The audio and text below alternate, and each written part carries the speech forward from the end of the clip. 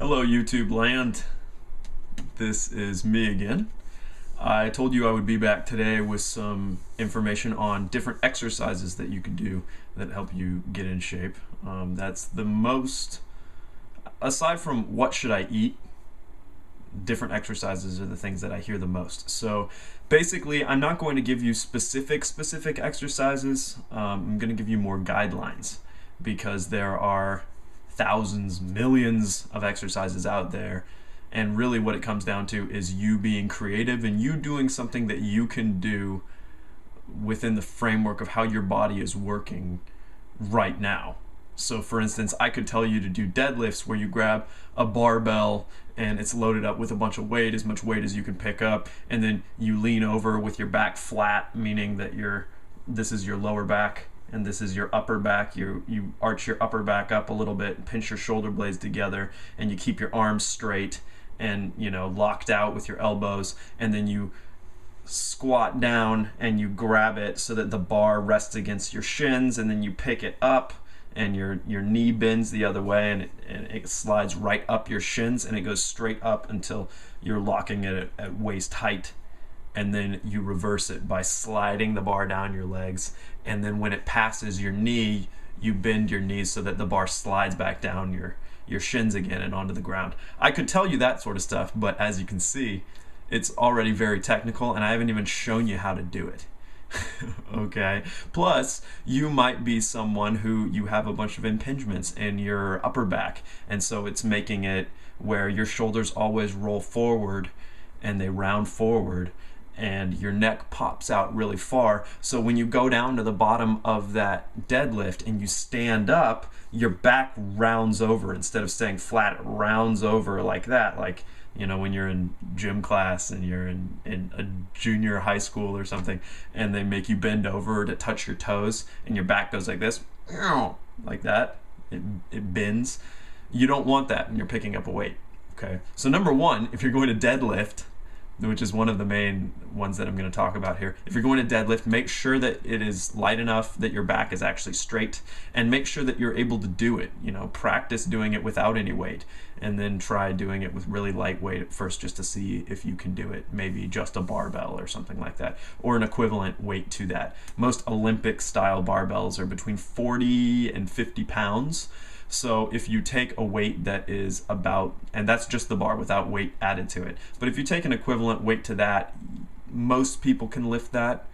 Some people can't. Some people don't have the strength to lift that yet, but that's why you exercise. Okay, so in general, now I'm going to backtrack right here. In general, what we're talking about when we're talking about exercising, it really depends on what your goal is.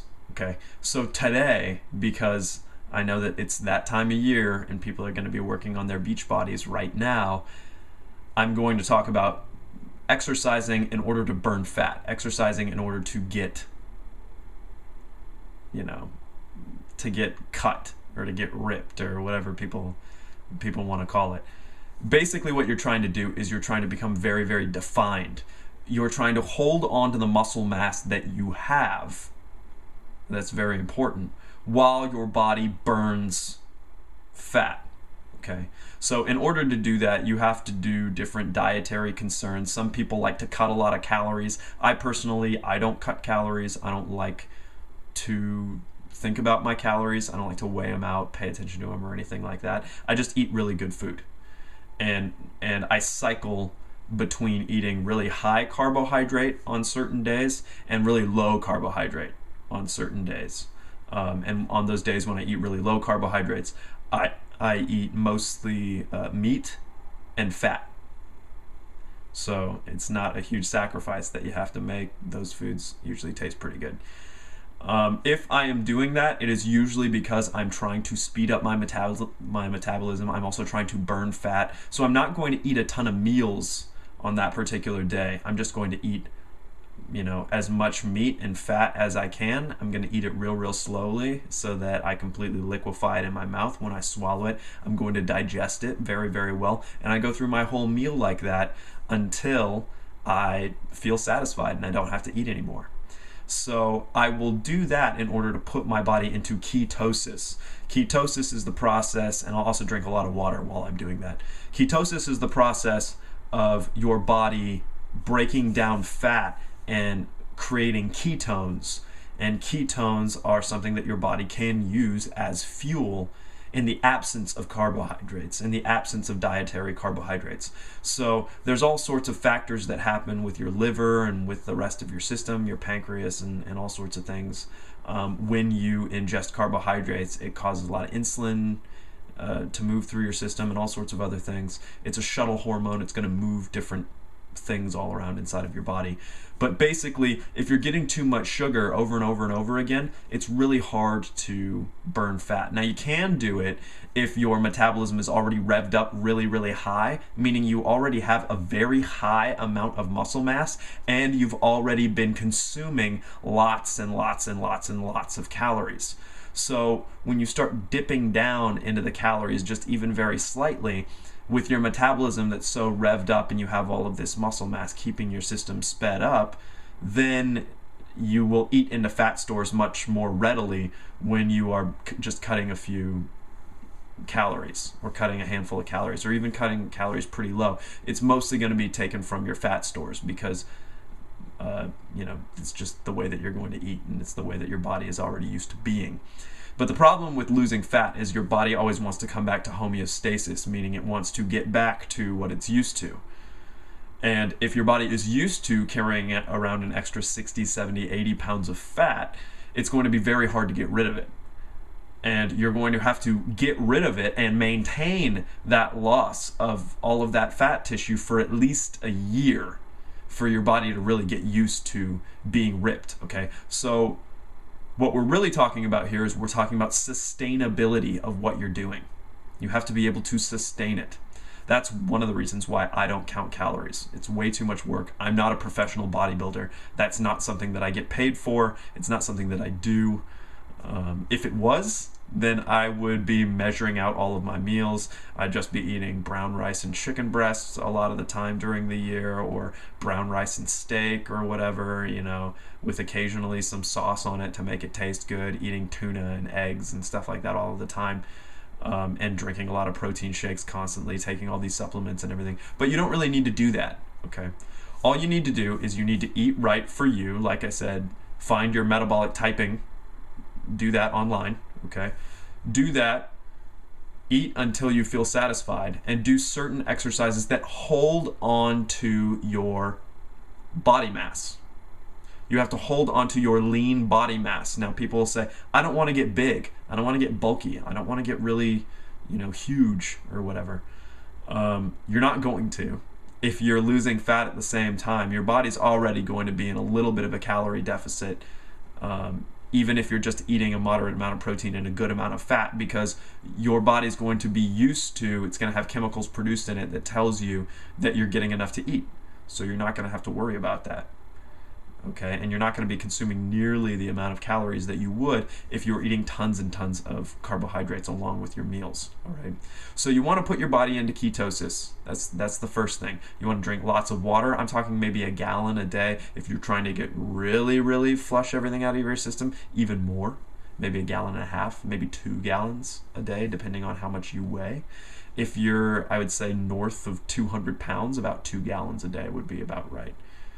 If you're less than that, maybe a gallon and a quarter, a gallon and a half, something like that. And that's if you're really, really going extreme, trying to flush your system out. Okay, but you want to do that, and you want to take that water in between meals throughout the day. All right, don't sit down and drink the water with your meal, because you will falsely think that you're full, and then you might not get the amount of calories that you need to keep your metabolism revved up. The trick with metabolism is you want to make sure that it's high enough where you can eat a certain amount of food and then you're just going to drop it a little bit.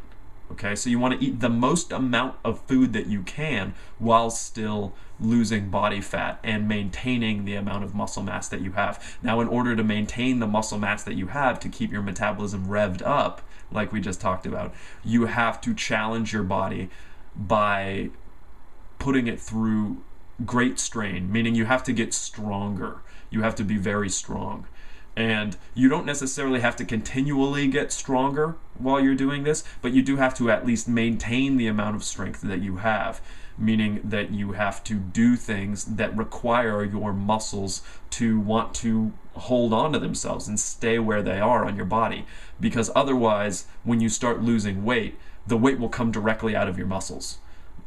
Muscle tissue in general is very metabolically expensive, meaning your body is not going to want to hold on to it, because if your body holds on to it, that's more fuel that could be going to your brain. It's more, your body is made to survive. It's not made to look good.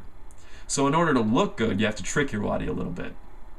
And in order to trick your body, you have to push your body really, really hard to hold on to all of the muscle that you can. So I recommend big, what you would call compound movements.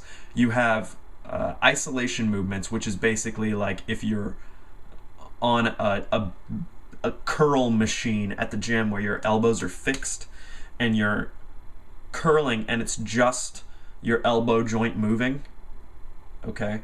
To a lesser extent, you're having a little bit of rotation in the shoulder at the same time, and you have to stabilize things in your shoulder blades and all sorts of other stuff, and right around your collarbone in order to make that movement. Nothing really moves in isolation necessarily, but that's what you would call an isolation movement, is something where just one joint is moving across one plane of motion, okay?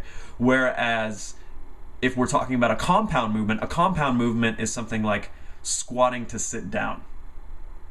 When you squat to sit down, which I'm sure everyone here has done, you're probably doing it right now watching the internet. When you squat to sit down, your hips have to break backwards, your upper torso has to bend forward.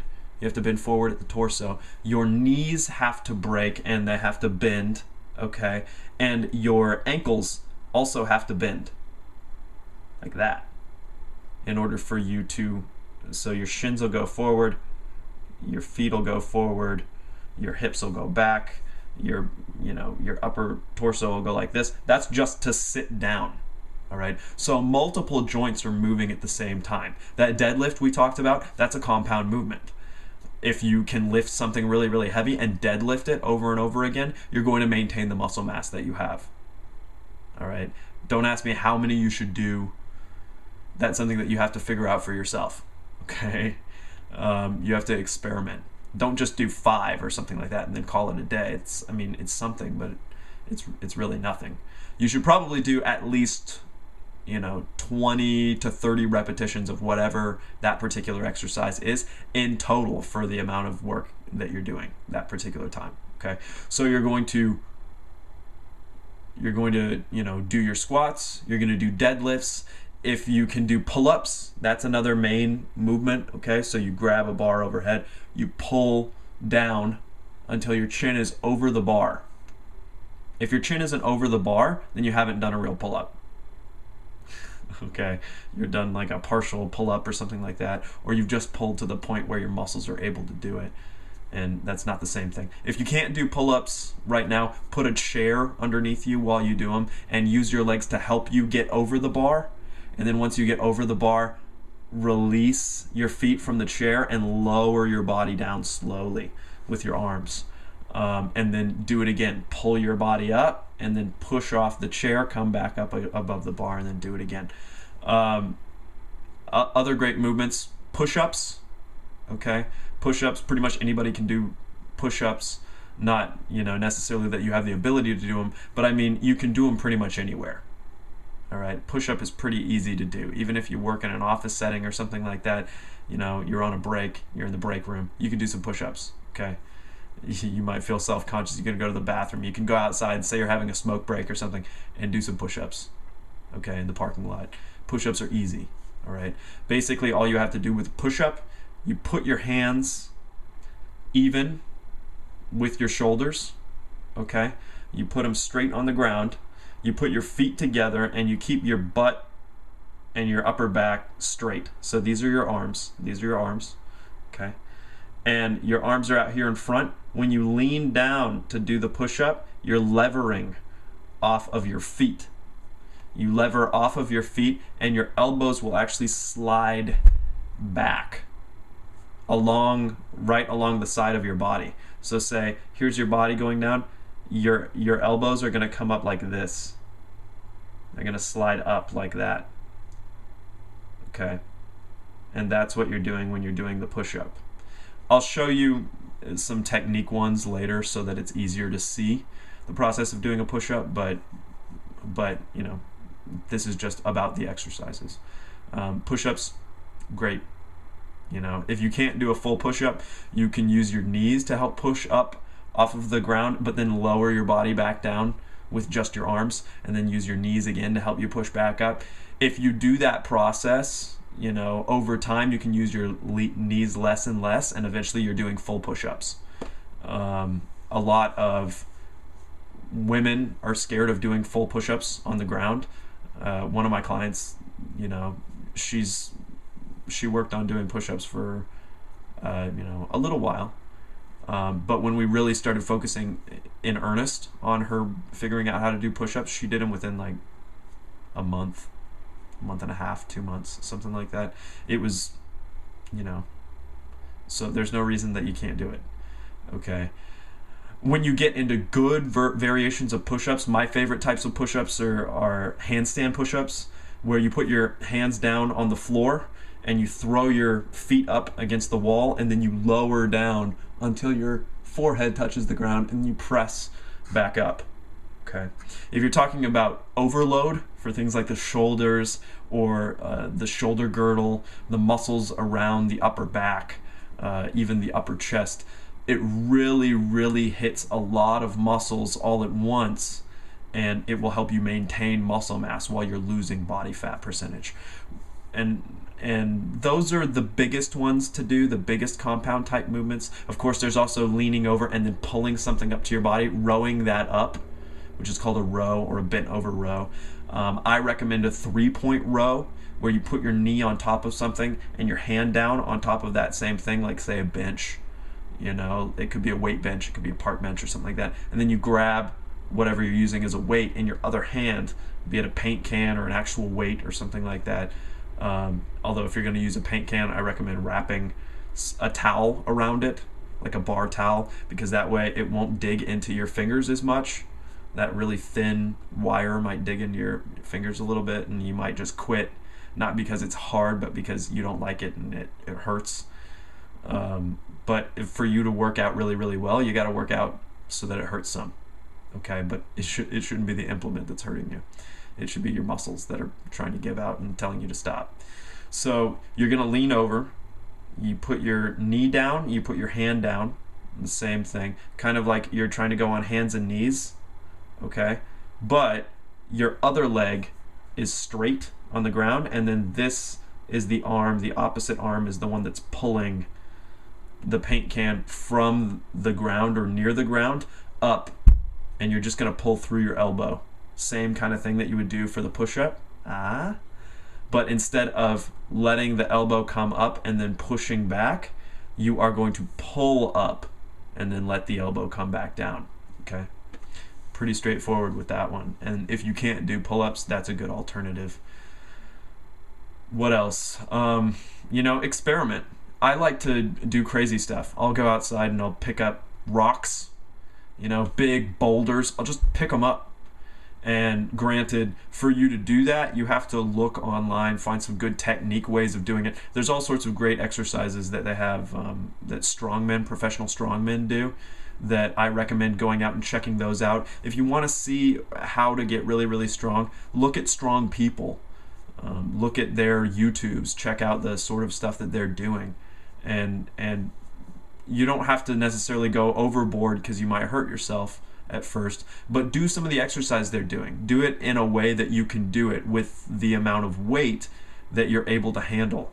So people that do one-legged squats, yeah, you can practice doing that. Just, you know, put your hands between a doorway or something and then come down as far as you can, and then use your leg to pull you back up. You know, try not to use your hands as much, or do the same thing with a couple of stair railings or something like that if they're sturdy.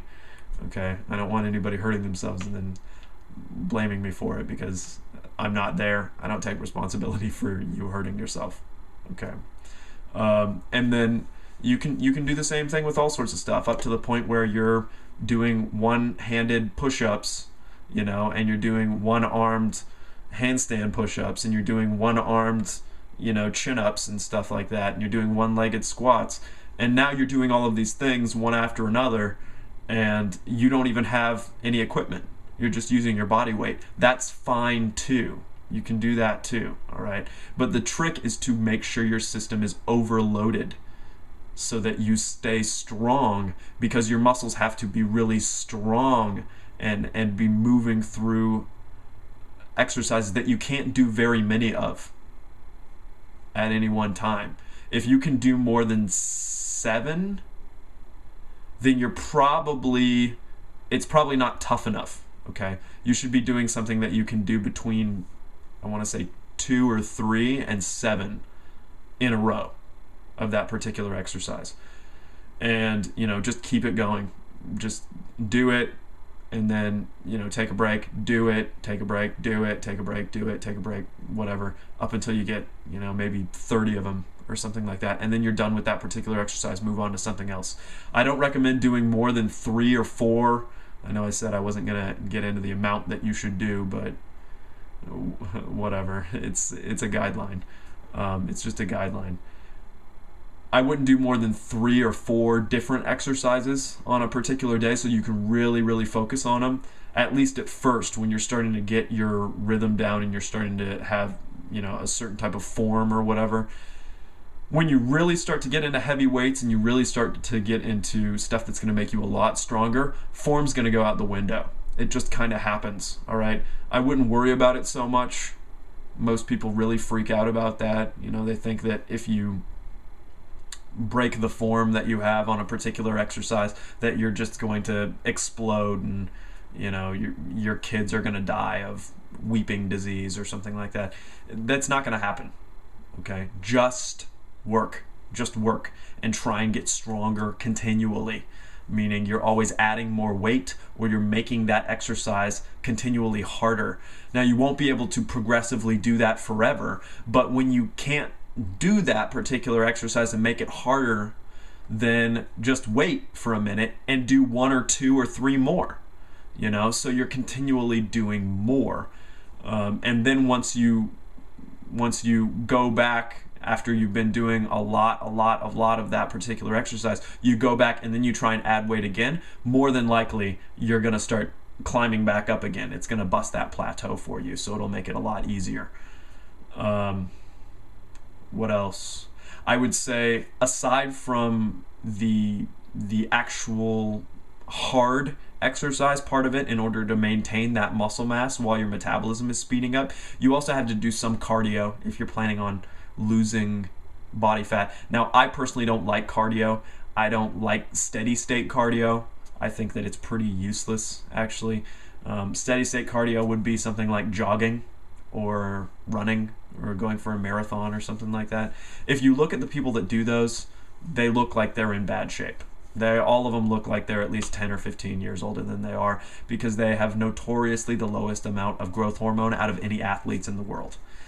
And the reason why is because they're constantly doing the same repetitive state motion at a certain pace, and their body starts convincing itself, oh, I'm not being chased by a lion. I'm not being chased by a saber-toothed tiger. I don't have to put as much into this.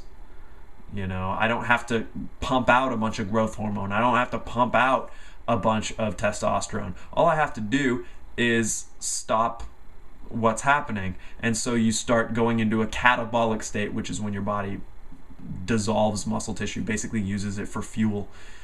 And if you continually do that, you just keep going, you know, say you do a bunch of those Tough Mudders or something like that, and a bunch of those Spartan races and everything, you do them over and over and over again, you're going to lose muscle mass. You're going to lose muscle mass. In fact, there's a lot of really great coaches and athletes that I know of out there that will intentionally do that in order to lose muscle mass, because they think that they're getting too big or they're getting too strong or something.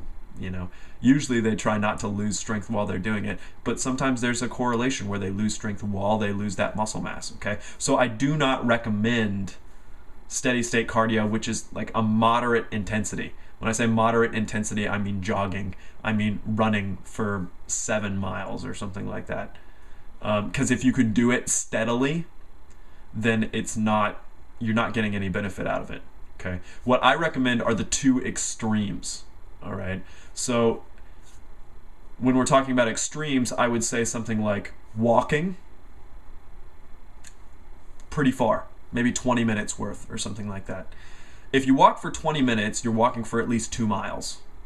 Pretty much everybody, that's the case. Even if it's not the case for you, say you're very, very heavy and you can't get that far in 20 minutes, just 20 minutes of moving around trying to walk that far will, you know, work your lungs, it'll work your heart, it'll work your organ systems, all the stuff that we talked about a couple of days ago with that finger exercise video. It'll work all of the same stuff. Okay, and if you haven't checked that one out, I would go back and check that one out. Actually, we didn't talk about that on that one. We talked about it on the one yesterday with the breathing. Okay, my bad. Sorry.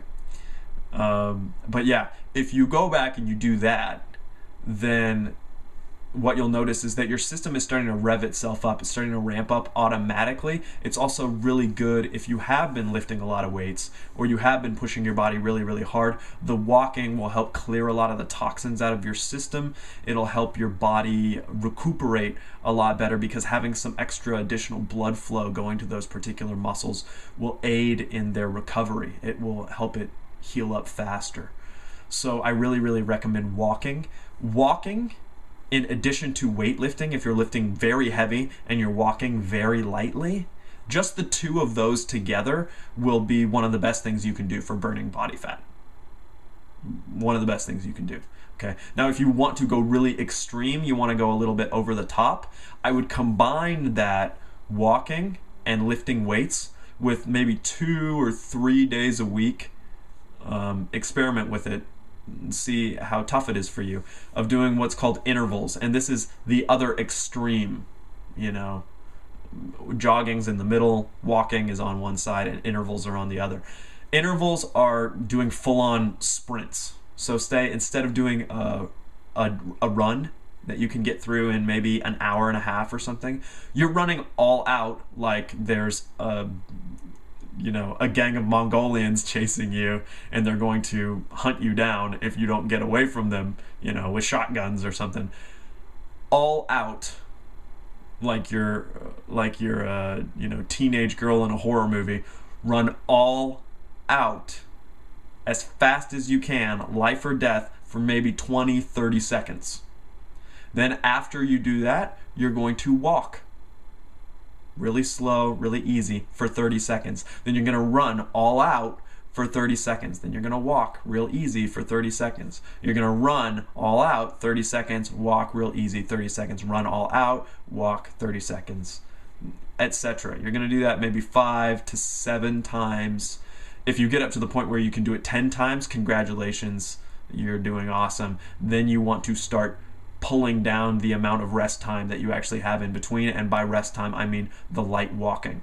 Okay, so eventually you're getting up to the point you never want to be sprinting full out the whole time, because you'll lose it after 2 or 3 minutes probably. But when you can get to the point where your rest period is about 10 seconds or so, you're doing great. Okay, body fat's not going to be too huge of an issue for you when that's the case. So you want to do that.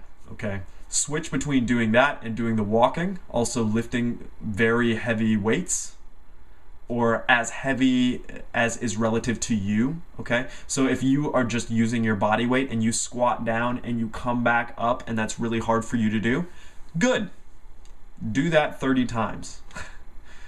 Okay, if you do that, you're going to start building joint integrity, you're going to start building connective strength, and you're going to be able to move better. You're just going to move better in general. And you're not going to worry too much about different, isolation type exercise. You're not going to do a bunch of curls in a preacher bench. You're not going to do a bunch of, French presses with your elbows up and stuff like that for your triceps, because we're not trying to build your arms here. We're trying to burn your body fat, which is all over your body. And if you work really hard on those particular exercises, your body will grow anyway. Your arms will grow anyway. Okay. People tell me all the time that I got good size, they're always surprised by the size of my arms. I don't focus on training my arms. I mean, there's been certain times in my life where I have, but never for longer than a month or two at any particular time, and I can count on one hand about the amount of times I've ever even focused on working on my arms. And that was more when I was doing recuperation type training or bodybuilding type training or something like that. But for the most part, the other exercises I do, anytime I pull something into my body, or I do a pull-up or a chin-up, or I, am bent over and I do one of those bent over rows, I will be using my biceps, and I'll be using, the muscles in my shoulder, and my rear shoulder, and all sorts of other stuff. When I push stuff, I'm using my triceps. Okay. When I flip upside down and I do handstand push-ups, I'm using my triceps. I'm using my shoulders. I'm using my upper back muscles. I'm using my latissimus dorsi muscles underneath my sides. Okay. So there's lots of great exercises that you can do. I can't even list all of the great exercises that you can do, but for the most part, find exercises that will be very challenging for you. Find some things that will be very challenging for you. Build strength and go for a walk. Okay. Now, when we're talking about losing body fat, the main factor in losing body fat, the main factor isn't necessarily completely how you exercise. You can out-exercise a bad diet sometimes, but you have to train really ridiculously hard. Okay, you have to really put it all out there in order to do that. At least most people do. Some people are genetically inclined to not have to worry about that, but most people do. But the main factor is food. Okay, so if you have your food dialed in, if your metabolism is nice and high, you have a good amount of lean body mass, you're not going to have to worry about too much fat. Okay, but in order to do that, you have to manipulate your food enough so that you can have your body the way that you want it to be. Now, if you are to say you want to lose 70, 80 pounds and then you just start dropping calories, you drop 1,000 calories or 2,000 calories, and now you're eating maybe 800 calories a day or something like that, you're not going to lose fat. You might lose some weight, but you're mostly going to be losing muscle. You're going to be shedding water. You're going to be losing nutrients in your body, because your body wants to keep you alive, and it's convinced that you are, your system's shutting down. It's slowing everything down. It's going to slow down your metabolism. You don't want that. Okay, gradually, say if you're eating a ton of food already and you feel like the food might be the culprit, change over to healthier foods first. Completely chew all of your food and liquidate it before you put it into your body. That way your body will be able to utilize the nutrition that you're actually getting out of it. Make sure you're getting really high, good quality food, organic food, good quality meats, good quality vegetables, fruits, stuff like that. And then lower, if you feel like it is a calorie issue, lower the calories gradually. Don't just drop them off. It'll be too much of a shock for your system. You might initially lose a little bit of weight, but you're gonna be hurting later. Okay, don't eat a bunch of junk food. That's kind of a given. If you're eating ice cream and Snickers bars every day, you're not gonna lose body fat. Okay, it's just not going to happen. The only way it's going to happen is if you are super dialed in for your nutrition and your metabolism, and you already have a ton of muscle mass. I mean, some professional bodybuilders can get away with that sort of thing. All right, because that's all they do is focus on their physique. That's what they do. That's their job. That's what they get paid for. Okay, but if you are not getting paid for your physique, then you have to take more responsibility with the food that you're eating. You have to dial in your nutrition really tight, okay? Because your body is going to fight you and not want you to lose that body fat. It's already used to it, okay? Dial it in really tight, drink lots of water, and exercise in a way that will hold on to your body weight. Do not, and it sounds counterintuitive, you want to hold on to your body weight at least at first because you want that lean muscle tissue. You don't want to lose weight right away. Okay? Now you can do other types of training within that. You can do circuit training where you do really, really hard exercises and you do one after another, and you walk real gradually, real easy, like we were talking about in between them. You can do that too, okay, if you want to. And that works really well for some people. But make sure that the exercise is challenging and it hits a lot of joints. A lot of joints are moving in each of the exercises that you're doing. All right, so you should be floored after maybe 40 minutes, 45 minutes of doing an exercise session like that. If you can make it to 2 hours, you're not training hard enough. If you can make it even to an hour and 15 minutes, you know, you're only training hard enough if you're doing one exercise and you're doing squats the whole time or something like that with a barbell on your back. Because then if you're training for an hour and 15 minutes with squats on your back, there's pretty much no way to make it easy.